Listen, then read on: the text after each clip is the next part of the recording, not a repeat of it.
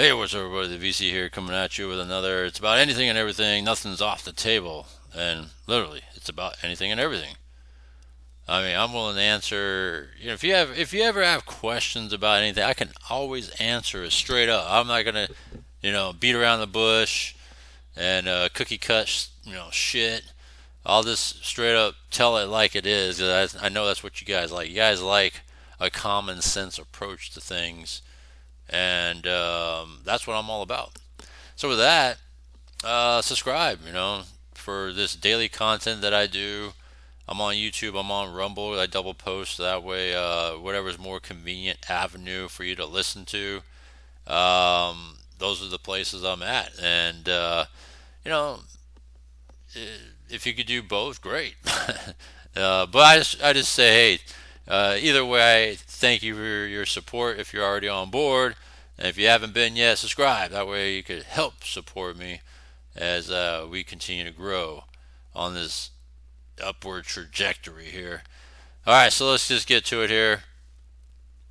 All right, so in the past day, the biggest thing that's been talked about literally has been this whole Trump Zelenskyy meeting at the White House, and I guess you could say it's more or less to go over terms of what's going to be next in this next phase of matters, right? Because Trump is trying to broker peace, right, in this whole Ukraine Russia situation that's been happening. That really Biden hasn't really done except feed money to Ukraine, and Trump and the rest of us have enough. We've had enough of just sending money, willy nilly, and really not get anything out of it because Ukraine keeps asking for more, right? And it's like, well, why would you keep feeding them if they keep asking for more? And all it's doing is just feeding into this continued war situation with Russia. So it's like, what are we doing? You know what I'm saying? If anything, Trump's like, it's going to end. Money's going to end, and it's going to end straight up this war, right? Because we all know that if Ukraine doesn't have any further funding, plus you have European allies out there, supposed allies, and NATO and all this other shit that supposedly supposed to help kick in and do their part, which they really haven't, as Ukraine's been fully dependent on U.S. So if they really want to help Ukraine, they should, because I think U.S. has had enough. They want to start staying out of stuff, right, and really focus on us. And that's what I think the direction of what Trump's trying to do. So, in order to get money back, because it's not a free walk in the park, here's money that Biden's been doing. Trump's trying to rein all that in now. And so, with Trump trying to rein all that in, if you don't have the money straight up, well, you got some resources out there, right? These rare earth minerals they keep speaking about.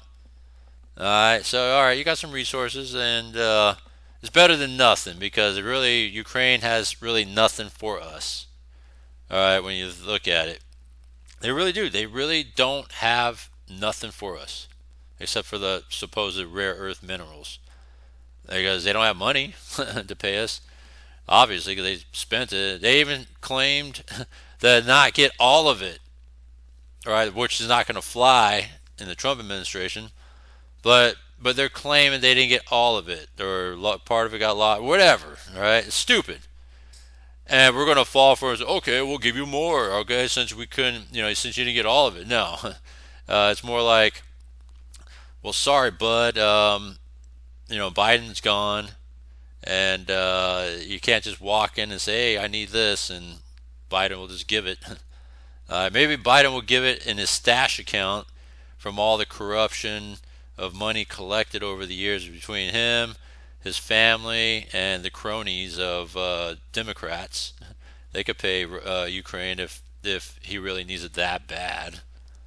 But I think what it was is they corruptly pocketed the money, so it looks like it's not in the books and it's lost, right? And so all I gotta say with that is get the fuck out of here with that shit, all right? And so that's where it's at with all that, in my opinion.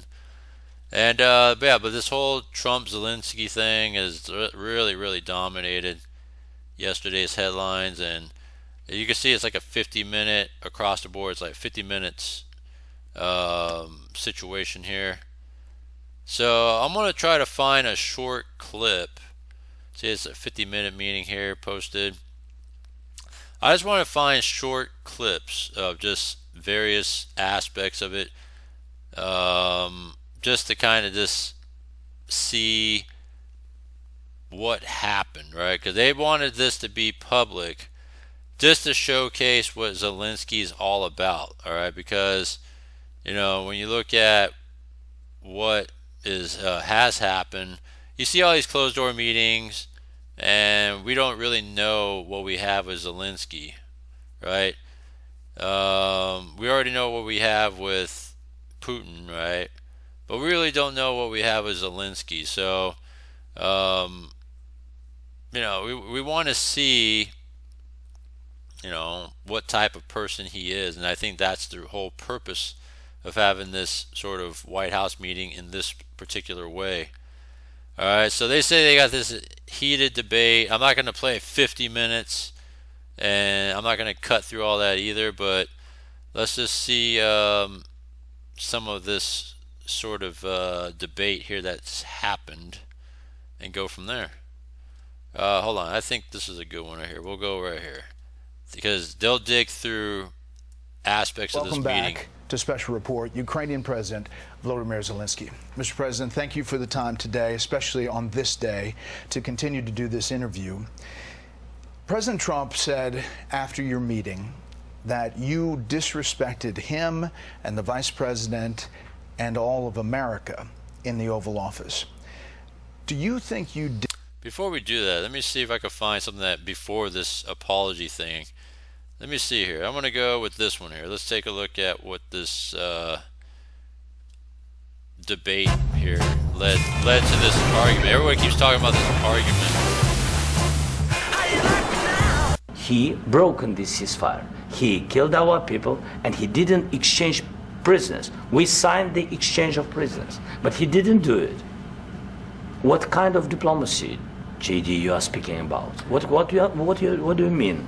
I'm talking about the kind of diplomacy that's going to end the destruction of your country. Yes, but if you Mr. President, with respect, I think it's disrespectful for you to come into the Oval Office and try to litigate this in front of the American media. Right now, you guys are going around and forcing conscripts to the front lines because you have manpower problems. You should be thanking the President for trying to bring an end to this conflict. Have you ever been to Ukraine that you say what problems we have? I have been to. Come once. I've actually watched and seen the stories, and I know what happens is you bring them on a propaganda tour, Mr. President. Do you disagree that you've had problems bringing people into your military? And do you think that it's respectful to come to the Oval Office of the United States of America and attack the administration that is trying to prevent the destruction of your country? A lot of questions. Let's start from the beginning. Sure. First of all, during the war, everybody has problems, even you, but you have nice ocean and don't feel now, but you will feel it in the future. God bless. You don't know that. God bless. God bless. You will not have a war. Don't tell us what we're going to feel. We're trying to solve a problem. Don't tell us what we're going to feel. I'm not telling you. Because you're in no position to dictate that. That's Remember exactly what this. you're doing. You're in no position to dictate what we're going to feel. We're going to feel very good. You will feel influence. We're going to feel very good and very strong. You will feel influence. You're right now not in a very good position. You've allowed yourself to be in a very bad position, and he happens to be right about it. From the very beginning of the war. You're not in a good position. You don't have the cards right now.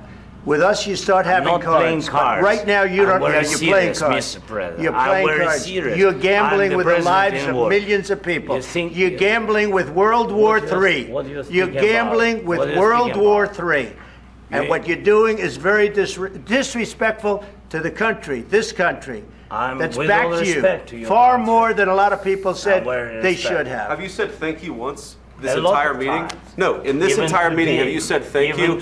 You went to Pennsylvania and campaigned for the opposition in October. Offer some words of appreciation for the United States of America and the president who's trying to save your country. Please, you think that if you will speak very loudly about the war, you can... He's not speaking loudly. He's not speaking loudly. Your country's in big trouble. Can I Wait a answer? minute. No, you've done a lot of talking. Your country is in big trouble. I know. You're not winning. You're not winning this. You have a damn good chance of coming out okay because of us. Mr. President, we are staying in our country, staying strong from the very beginning of the war. We've been alone, and we are thankful. I said thanks you haven't in been this alone. cabinet. You haven't been alone. In this cabinet. We gave you, through this stupid president, $350 billion. You voted we gave for you your military equipment, and your men are brave, but they had to use our military. What about if you didn't have our military equipment, if you didn't have our military equipment, this war would have been over in 2 weeks. In 3 days. I heard it from Putin. In 3 days. This is something maybe new. Less. In 2 weeks. Of course, yes. It's going to be a very hard thing to do business like this. Again, I tell you. Just say thank you. I said a lot of accept that there, accept to that, American people. Accept that there are disagreements, and let's go litigate those disagreements rather than trying to fight it out in the American media when you're wrong. We know that you're wrong. But you see, I think it's good for the American people to see what's going on. I understand, sir. I think it's very important. That's why I kept this going so long. You have to be thankful. You don't have the cards. Thankful. You're buried there. Your people are dying. You're running low on soldiers. Listen, you're running low on soldiers. It would be a damn good thing. And then you tell us, I don't want a ceasefire. I don't want a ceasefire. I want to go and I want this. Look. If you could get a ceasefire right now, I tell you, you take it so the bullets stop flying and your men stop getting killed. Of course, we want to stop the war. But you're saying you don't want a ceasefire. But I said to you, I want a ceasefire. With guarantees. Because you'll get a ceasefire faster than an agreement. Ask our people about ceasefire, what they think. That wasn't with me. For you what, that wasn't with me. That was with a guy named Biden, who was not a smart person. That was with Obama. It was your president. Excuse me. That was with Obama, who gave you sheets, and I gave you javelins. Yes. I gave you the javelins to take out all those tanks. Obama gave you sheets. In fact, the statement is Obama gave sheets and Trump gave javelins. You got to be more thankful, because let me tell you, you don't have the cards. With us, you have the cards. But without us, you don't have any cards. One more question to Mr. Vice President. I'm sorry, here. It'll be a tough deal to make, because the attitudes have to change. What if Russia breaks ceasefire? What if Russia breaks peace talks? What do you do then? I understand that it's a heated conversation right now. What are you saying? She's asking, what if Russia breaks the ceasefire? What if anything? What if a bomb drops on your head right now? Okay? What if they broke it? I don't know. They broke it with Biden, because Biden, they didn't respect him. They didn't respect Obama. They respect me. Let me tell you, Putin went through a hell of a lot with me. He went through a phony witch hunt where they used him and Russia. Russia. You ever hear of that deal? That was a phony Hunter Biden, Joe Biden scam. Hillary Clinton, Shifty Adam Schiff. It was a Democrat scam. And he had to go through that. And he did go through it. We didn't end up in a war. And he went through it. He was accused of all that stuff. He had nothing to do with it. It came out of Hunter Biden's bathroom. It came out of Hunter Biden's bedroom. It was disgusting. And then they said, oh, the laptop from hell was made by Russia. The 51 agents. The whole thing was a scam. And he had to put up with that. He was being accused of all that stuff. All I can say is this. He might have broken deals with Obama and Bush, and he might have broken them with Biden. He did, maybe. Maybe he didn't. I don't know what happened. But he didn't break them with me. He wants to make a deal. I don't know if you can make a deal. The problem is, I've empowered you to be a tough guy. And I don't think you'd be a tough guy without the United States. And your people are very brave. But you're either going to make a deal or we're out. And if we're out, you'll fight it out. And they'll be steamrolled. Russia will steamroll them. I don't think it's going to be pretty, but you'll fight it out. But you don't have the cards. But once we sign that deal, you're in a much better position. But you're not acting at all thankful. And that's not a nice thing. I'll be honest, that's not a nice thing. All right, I think we've seen enough. What do you think? Huh? This is going to be great television, I will say that. All right, we'll see what we can do about putting it together. Thank you. Guys, let's go. Guys, come on, let's go. We'll see, I don't know. All right, guys, come on. Wait. Fascinating stuff. Here is News Nation, which is, they play more impartial, kind of in the middle, maybe middle right. Definitely not left. Finding where So let's take a look at what News Nation has to say here. Never in world events has a leader so rescued defeat from the jaws of victory as Zelensky did today. Zelensky came across as ungrateful and entitled. It's unthinkable. Let's just try this on for size. All Zelensky had to say, Mr. President, thank you. You wrote the art of the deal. Ukraine is counting on you to bring a peace deal. I, Vladimir Zelensky, am counting on you to bring Vladimir Putin to the table and make him live up to his deal. Only you, meaning President Trump, can do this. It's so easy to play to Donald Trump's ego. It's so easy. That's what Zelensky had to do. Ukraine, he could have said, is so grateful for America and for you, President Trump, standing by us. Didn't say that. It's so easy to say thank you. Costs you nothing. Then you say you look forward to hearing Trump's ideas for how to bring peace. That's it. It is very simple. There's a lot to admire about Vladimir Zelensky. But he and his advisors completely misread the room. They want the world to be the way they want it to be. They want it to be fair. It's not. And when the room is the Oval Office, misreading it comes at a very high price. What kind of diplomacy, JD, you are speaking about? What do you mean? I'm talking about the kind of diplomacy that's going to end the destruction of your country. Yes, but if you are not strong... Mr. President, with respect, I think it's disrespectful for you to come into the Oval Office and try to litigate this in front of the American media. You're gambling with the lives of millions of people. You're gambling with World War III. You're gambling with World War III. And what you're doing is very disrespectful to the country, this country. You got to be more thankful. Because let me tell you, you don't have the cards. With us, you have the cards. But without us, you don't have any cards. Trump's right about that. Zelensky is in power because of the United States. Yep. The showdown between Zelensky and Trump came after nearly 40 minutes of a question and answer session in front of the press pool. Zelensky swung at a pitch and tried to negotiate in public and challenge the President of the United States in the Oval Office. You simply do not do that. He acted like he held all the cards, and Trump then called his hand. You can't embolden somebody that does not have the cards, and all of a sudden that person says, oh, well, now I can keep fighting. We're not going to keep fighting. You're going to get the war done or let them go and see what happens. Let them fight it out. Yeah. All right, Trump canceled a joint press conference between the two and told the Ukrainian president to leave the White House, then posted this on Truth Social. I've determined that President Zelensky is not ready for peace. If America is involved, he disrespected the United States of America and its cherished Oval Office. He can come back when he's ready for peace.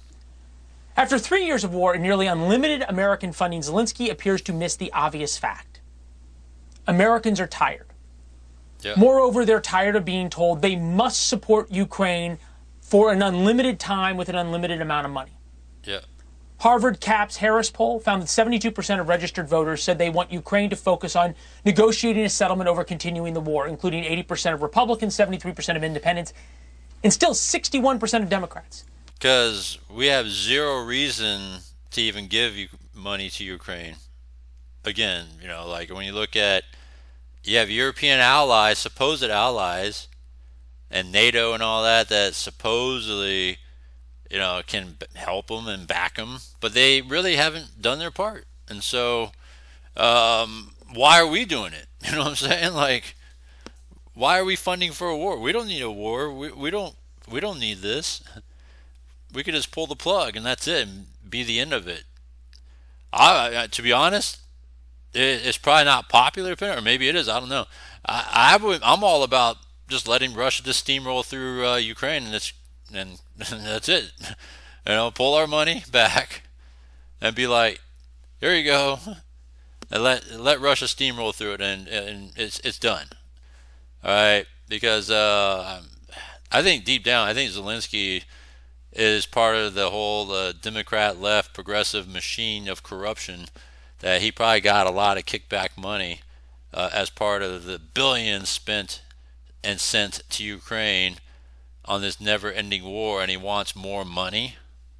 So yeah, that's why Trump is like, we're going to pull the plug on this. Either call it a peace, or Russia will just steamroll through. But no more funding. There's no more money coming in. All right, so that's the bottom line. Yet Zelenskyy came to the Oval Office making demands about security guarantees. Fuck security You don't guarantees. need a body language expert. All you need is your allies, and if they are not willing to kick in and help, then oh well. Okay, to understand this video of the Ukrainian ambassador. She knew it as it happened. She sat next to her president in the Oval Office. And I know the ambassador from Ukraine. She is a lovely and smart woman. But she knew in real time Zelenskyy was turning Trump into an enemy by arguing with him in front of the press. Our loyal viewers will remember I told you 3 years ago Zelenskyy was an egomaniac. A few months after the war started, July of 2022, he and his wife, in the midst of an unbelievably brutal attack by Russia and Ukrainian soldiers being tortured, he and his wife sat for a Vogue photo shoot with Ann Leibovitz. Ukraine's president just went from war hero to zero, and about the time it took for a Vogue magazine photo shoot. The headline of this article is Portrait of Bravery. Evidently, Portrait of Hubris was taken. So let's be clear about this. Vladimir Putin is pure evil. He grew out his I've hair, talked over and over about the need to stand with Ukraine. But today, Putin won because Zelenskyy screwed up. People who support Ukraine should be really angry at Vladimir Zelenskyy. He wants the world to be fair. And yes, Russia invaded Ukraine. He believes he is the victim. He is the victim. But the world isn't fair. And war is about reality. Thanks for watching. Go to joinnn.com to find... Fascinating stuff here. All right. Let's see what Fox has to say. They usually have good alert now. President Trump factual, witty stuff too, So let's see. Is on his way to Florida, and he may stop and talk to reporters after one of the most breathtaking moments in Oval Office history. President Trump and Vice President J.D. Vance getting into an epic shouting match with Ukrainian President Zelenskyy as they tried to hash out a minerals deal for a peace deal with Russia. Do you think that it's respectful to come to the Oval Office of the United States of America and attack the administration that is trying to prevent the destruction of your country? Don't tell us what we're going to feel. I'm not telling you. Because you're in no position to dictate that. That's exactly what you're doing. You're in no position to dictate what we're going to feel. We're going to feel very good. You will feel influenced. We're going to feel very good the cards. But once we sign that deal, you're in a much better position. But you're not acting at all thankful. And that's not a nice thing. I'll be honest, that's not a nice thing. Move it ahead here. All right, I think we've seen enough. What do you think? This is going to be great television, I will say that. And indeed it was. President Trump kicking Zelenskyy out of the White House shortly after that, canceling their joint press conference. No rare minerals deal was signed, and the White House staffers, well, they eat the lunch that Trump and Zelenskyy were supposed to dine on. President Trump posting on Truth Social, it is amazing what comes out through emotion, and I have determined that President Zelenskyy is not ready for peace if America is involved, because he feels our involvement gives him a big advantage in negotiations. I don't want advantage. I want peace. He disrespected the United States of America and its cherished Oval Office. He can come back when he is ready for peace. And Zelenskyy will be talking to Bret Baier at 6 p.m. Eastern time tonight, just less than 1 hour from now. Jesse, this feels like one of those moments in history where we will all remember exactly where we were when we watched that go down. Now I'll ask you the question we're left wondering, will they get to a deal? Hopefully. It's kind of like when you want to propose, so you go to the girlfriend's dad, you go into his house. Can I have your blessing? And he goes, well, do you have any money for a ring? Nope. Do you have a job? Nope. Do you have a house? Nope. And then you start arguing with the dad and he kicks you out of the house and you go back to the girlfriend. The girlfriend's like, well, how did it go? Not good. It did not go very well. Zelensky screwed up. 30 minutes before this happened, everything was fine. Everyone was getting along fine. And then a reporter asked Trump about aligning with Russia. Trump says, I'm just aligned with America and I'm aligned with the world. And then Vance jumps in and he says, well, you know, you can talk tough and beat your chest, but that's not going to help us with diplomacy. And then Zelensky, out of nowhere, zeroes in on Vance. And he says, you don't know anything about diplomacy. What do you know about diplomacy? You can't negotiate with Putin. He can't be trusted. He violates ceasefires. Well, then what are we all doing here? Why did he fly all the way here to sign this mineral deal if you can't negotiate with Vladimir Putin? What's the whole point of this? We're not going to give... You know what it is Zelensky's scared. That's bottom line. Zelensky is scared. And so he's doing all this dog and pony show type stuff right now. He's scared, straight up. That's what is being laid out here. He's scared that Putin will succeed no matter what, is what it is. That's the reality. I hate to say it, that's the reality coming, is that Putin wins. All right. USA wins. Zelensky is done no matter what, is what I think. Politically, well, I'm not going to speak about it politically, but I just think that bottom line, he's scared. Give Zelensky a security pact. It's not in America's interest to have to defend that country with American soldiers if Russia goes back in. The mineral deal is the best security that Zelensky's ever going to get. And if you didn't like the language of the deal, stay in Kiev. Hash it out for another week and then fly here. Don't fly here and get all emotional. We run the world. This is America's world. He's our proxy. This is not Biden no more. This ends when we say it ends. It doesn't end when Zelensky... If he wants to go it alone, go it alone. I'm glad we helped him. Russia invaded. We got his back. At first, it was the right thing to do. But now it's not. Now the war's over, and he doesn't recognize it's over. And reality is going to eat this guy alive if he doesn't recognize this.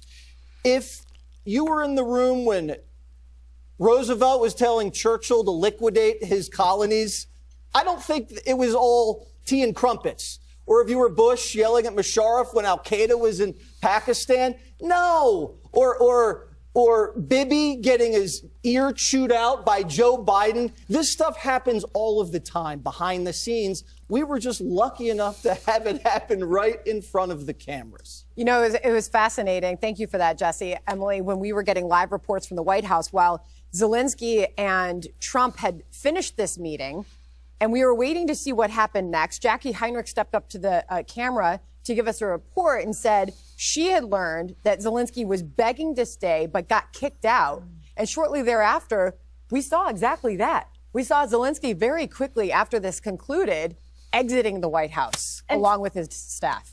Exactly. And to that point, there was a gap in time that was longer in reality than we saw on television because we had to ingest that footage, right? It wasn't live. So there was sort of a significant moment in between what we saw and Zelensky exiting the White House that I think portends the future of this relationship between those two, which is the need for an apology and an acknowledgement of the role the United States is playing. Now, I think what we saw was someone who has for many years, bared the brunt, obviously, of Putin's aggression, and his exhaustion and his wit's end and his rage was showing. But for him to ascribe on the current administration's shoulders the utter failures and the invertebrate approach of prior administrations was so wrong. And the most wrong tactic was, in Vice President Vance's words, litigating it in front of the American media. That was not the time or place to have that outburst. And I think all it did was underscore for everyone watching, for the millions watching, how deeply fragile and important diplomacy is, and that it doesn't always look tidy. And for President Trump to sit there and for them to entertain that question, that pushback on, what do you know about diplomacy? And they said, look, there's a new sheriff in town. So I know that your experience with Putin has been such, but let us tell you what our experience has been. For that to be all played out in front of the American media live, and for President Zelenskyy to have, frankly, his sort of mercurial behavior always played out, always harnessing the American public's sentiment by way of the harnessing of American media, is totally inappropriate in the Oval Office of the presidency of someone that you are trying to have on your side. And recall that the UK Defense Secretary who says, well, America needs to have that backstop. You know, we believe in upping all the spending, but we still need America to be the backstop.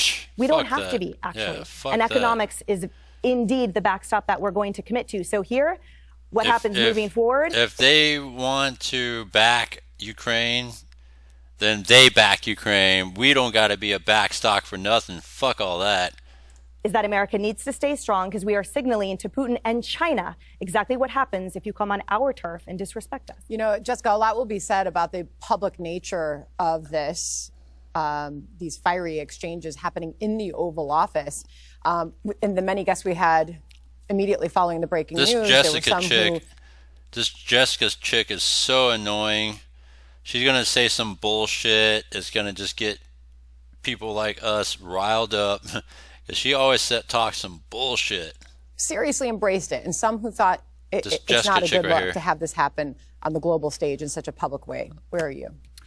I think I could see both sides, I guess, of the public face of it. I think Jesse's right that usually this is hashed out in private, but this is a president who loves doing things in public, and he's a TV guy, and he made for great TV there. And we're going to talk more in the B block about. No, it's called open to, uncensoring what goes on behind closed doors typically, right? Just to kind of showcase what happens, right? And then between leaders.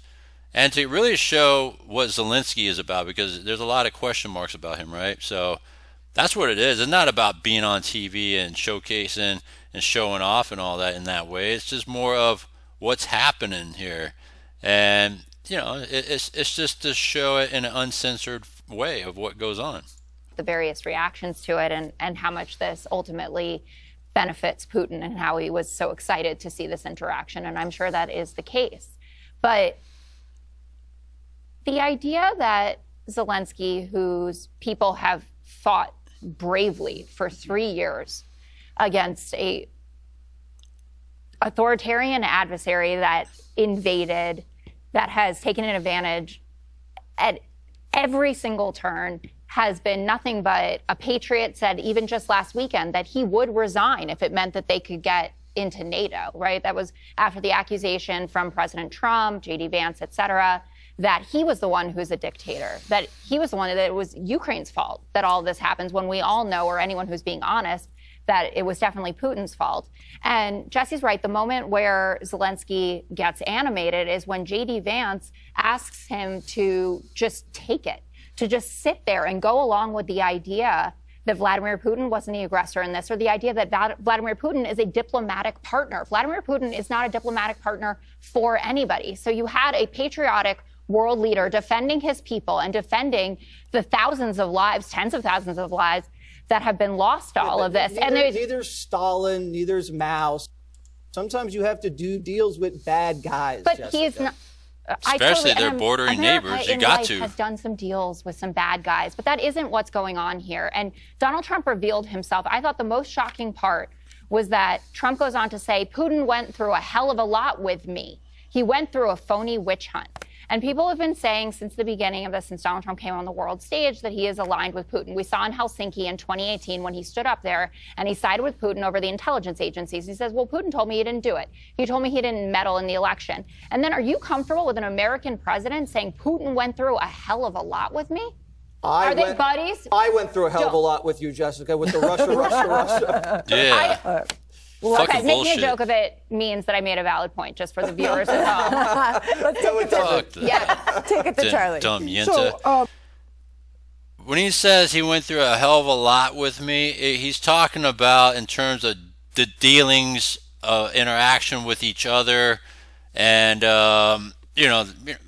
U.S. doesn't bullshit around stuff.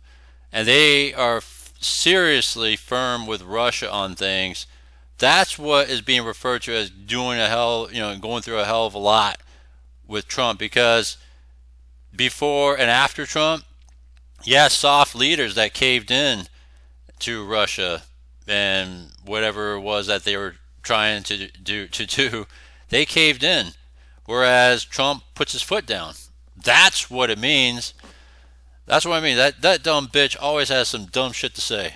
Obviously the whole thing was pretty amazing. It was great TV. It was pretty shocking. I've never seen anything like it. But one of the reasons it was so shocking and so amazing is because it's the first time we've ever seen an American president stand up and deal with the situation in Ukraine completely from an American perspective. Yeah. Standing up for American interests, American taxpayers' interests, Americans' strategic interests. And we've just never. We're in this mode right now of just reining everything in.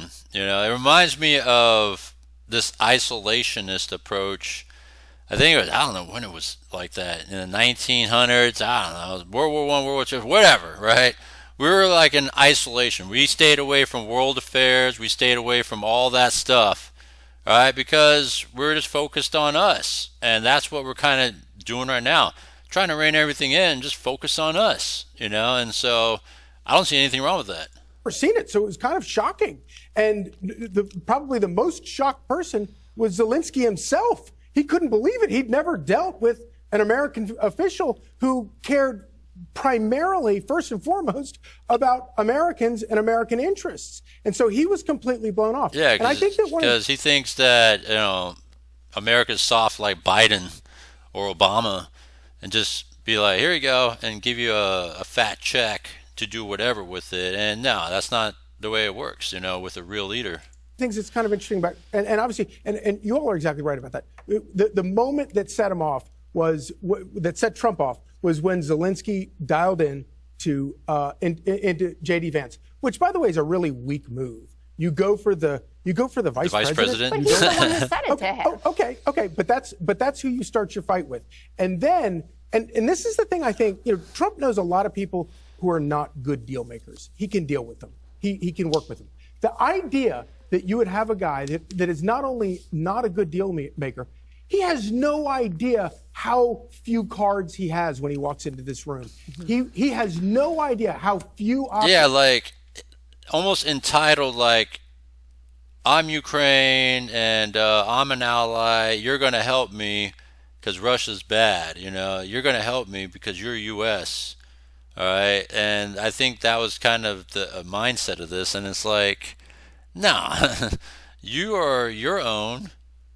Maybe we pitched in to help, as Jesse Waters was saying, that it's to help with the whole situation. But after seeing what's happened now, it's like, okay, enough is enough. Either we got to stop this thing, all right? Because helping you defend was one thing initially to kind of push back Russia a bit. Okay, now we got to stop this completely because it's gone on for 3 years of nonsense. Lots of lives I've lost for nonsense. And the only way to end it is what Trump's been doing, peace, right? And of course, what comes to peace is that you got to make a deal and bring it to the table for all sides to agree on. And Trump's just trying to be a deal maker and play impartial and doesn't want to be in the middle of this whole brokered peace that he's trying to come up with. And at the same time, he's not trying to fund this thing anymore either. So either way, there's no more money going in. All right, it's either make this deal happen, or Russia's going to really steamroll through, and it's done either way. But no more money's coming. Zero options he has. And he walks in here and he's arrogant and he's pushy and he's demanding. And you know, you pile all that up and you're going to piss off Trump. And what we saw there was a pissed off Trump. So you have somebody, and it's been going on for a long time, where you have this person who is bilking the American taxpayers for hundreds of billions of dollars, and most Americans can't really tell you what our interest is over there. Can I just add to that about the money and all this? Obviously, we have given them a ton of money, but 70% of the aid that we have sent to Ukraine has then been spent back in America. So when he, quote unquote, went and campaigned for the Democrats, that he was visiting a munitions factory that was producing weapons that they could then use. And Europe has been, as a share of GDP, almost doubling our investment. So I'm not an economist, but the idea that you're going to take hundreds of billions of dollars of Americans' taxpayer dollars and light them on fire in Europe, I don't think that helps anybody. All it does is lead to inflation. All right, save it for the next block because we've got more on this. All right, see, that dumb bitch Jessica always says some bullshit, you know, so fuck her. All right, he was right. All right, I thought it was kind of shady. Going back to this whole thing with doing a photo shoot in the middle of being attacked. War started. Right here? July of 2022. This right here? He and his wife, in the midst of an unbelievably brutal attack by Russia and Ukrainian soldiers being tortured. He and his wife sat for a Vogue photo shoot. Yeah, that's stupid shit right there. Stupid. Dumbass shit, man. So, yeah, funny stuff.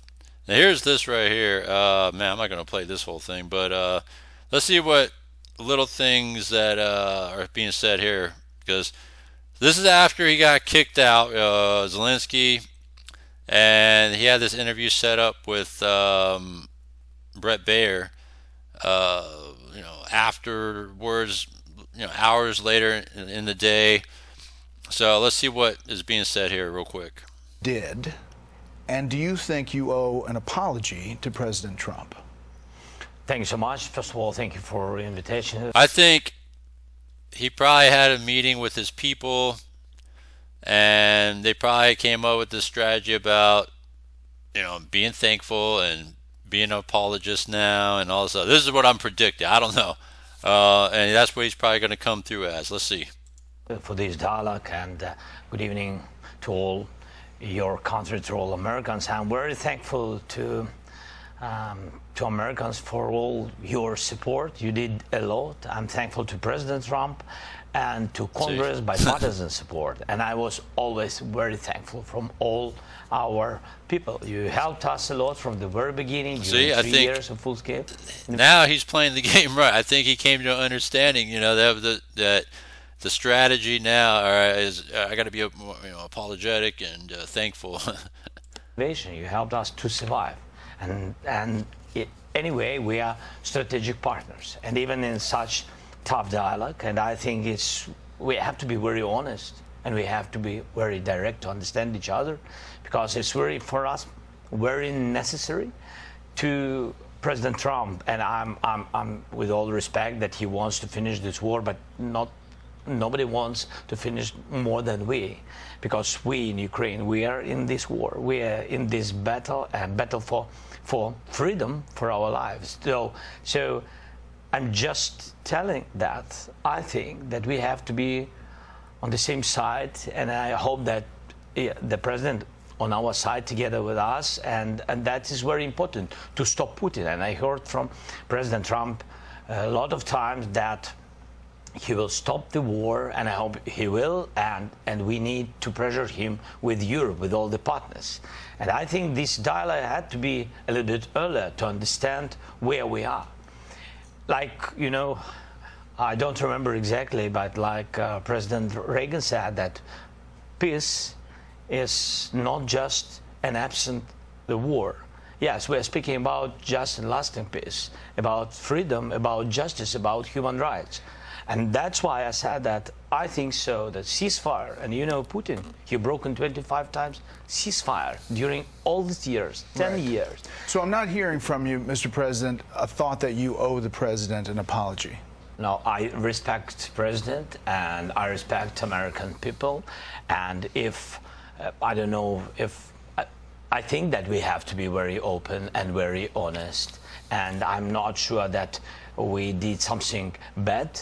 I think maybe sometimes some things we have to discuss out of media, with all respect to democracy and to a free media. But there are things that where we have to understand the position of Ukraine and Ukrainians, and I think that is the most important thing. Yes, we are partners. You know, we are very close. So no partners. apology. It seems like we have to be very free.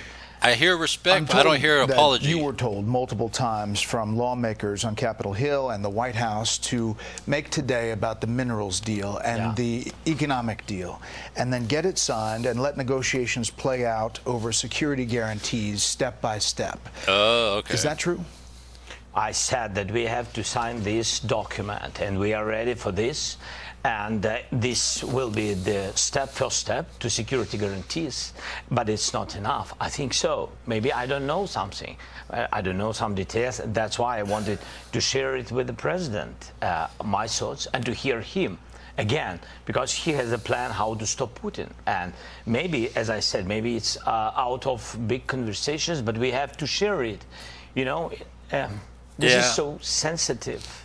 You know, just... So I think it was just out of place to have that conversation. So now I have a better understanding now, because I wasn't understanding what led to the argument. But now I see what's going on here. It's a step-by-step process, and it was just not the right place or time to have that sort of conversation on the security guarantees. Let's get those mineral deals first. We'll talk about, you know, the security aspects and this sort of deal with Putin as the next step, but he took a step ahead and went ahead of himself there, and that's what happened there. A ceasefire without security guarantees, this is so sensitive for our people. I'm speaking like a president of people who are in so the he's struggle speaking 3 ahead years, is what happened. And they just want and to it wasn't hear the place that to do it. America on our side, and that America will stay with us, not with Russia, with us. That's it. But I'm sure that it will be. This is the first step to security guarantees. Europeans, we don't need to lose them. They are good allies for the United States. The United States is the most or the biggest donator of support and of peace. But we don't need to lose Europe, and they also want to know next steps. We have to be very open. Where is Europe on the table on this stuff, right? When you think about it, where is Europe? We don't hear nothing from Europe except, oh, we support Ukraine. That's it. But they haven't stepped in to do shit. So don't bust me with some bullshit, you know, like, you know, we need Europe as a partner. Well, shit, where's Europe at here?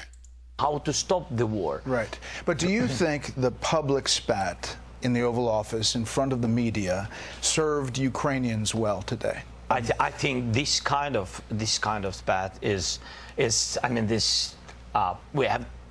I mean, this is not good for both sides anyway, and I very open, but I can't, you know, change our Ukrainian attitude to Russia, and I don't want they kill us for us. You know, this is very, very clear that Americans are the best of our friends, Europeans are the best of our friends, and Putin with Russian, their enemies. And it doesn't mean that we don't want peace. We just want to recognize the reality, the real situation. President Trump is convinced that you will never sign a deal with Vladimir Putin. Is he right? No, I think so, what I think. Oh, very interesting. I'm going to segue that. Maybe I'll do a part 2 to this. This is fascinating. I don't want to... This could go super long if I continue this. So we'll break this up. I think the first part of it was this heated exchange and why it happened and my thoughts on it. To now, we'll continue this conversation tomorrow and kind of just look at what's the next step and dig further into the mind and attitude of Zelenskyy, and see what else we could talk about tomorrow as well. So I'm going to leave it at that. Other than that, comment down below, subscribe, hit the bell icon. Fascinating stuff. We'll continue this tomorrow. I'm on Rumble, I'm on YouTube. Other than that, hit me up, and we can gladly support your support. And I'm all about anything and everything. So with that, thank you. I'll see you next one.